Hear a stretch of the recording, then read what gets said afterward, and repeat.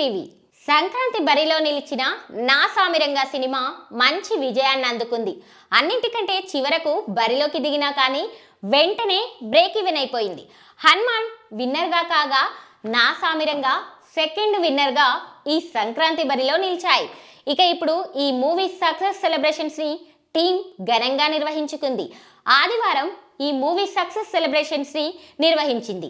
ఈ ఈవెంట్లో టీం అంతా పాల్గొంది. ఈ క్రమంలో హీరోయిన్ ఆషికా రంగనాథన్ మాట్లాడింది. నా సామిరంగా కోసం శ్రీనివాస సిల్వర్ స్క్రీన్ ఆఫీస్కి 5 నెలల క్రితం వెళ్ళాను. అక్కడే మొదటిసారిగా దర్శక నిర్మాతలను కలిశాను.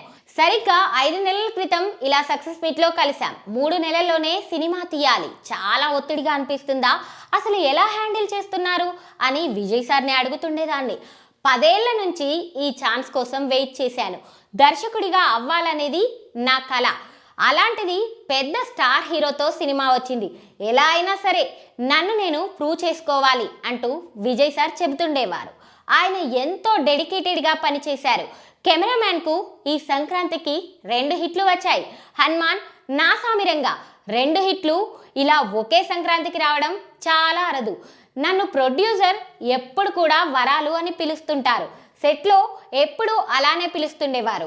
ఇలా ఈ పాత్ర పేరుతో ఆడియన్స్ కూడా పిలుస్తుండటంతో ఎంతో సంతోషంగా అనిపిస్తుంది. ఇంత మంచి లిరిక్స్ నా మీద రాసిన చంద్రబోస్ గారికి థ్యాంక్స్ అంటూ ఇలా ఆషికా రంగనాథ్ తన స్పీచ్ని ఇచ్చింది. తనను ఇంత బాగా చూపించిన కాస్ట్యూమ్ డిజైన్ చేసిన నీరజ కోనాకి థ్యాంక్స్ తెలిపింది. ఇకపై ఇలానే మంచి మంచి పాత్రలతో ప్రేక్షకుల్ని ఎంటర్టైన్ చేసేందుకు ప్రయత్నిస్తానని చెప్పుకొచ్చింది.